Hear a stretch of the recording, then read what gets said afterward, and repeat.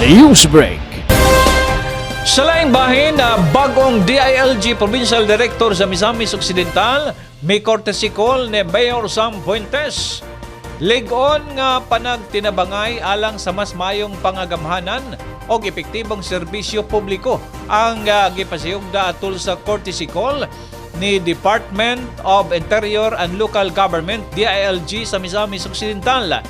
Provincial Director Edward G. Bagwani GD MNSE CISO 5 ngadto kang Usami City Mayor Sam Norman Go Puentes niadtong Merkoles, Agosto 5, 2026.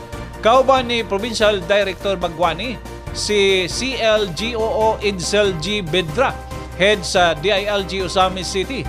Sa maong panagtagbo nga nagtumong sa pagligon sa panagtambayayong tali sa DILG o sa lokal nga pangagamhanan sa Usamis.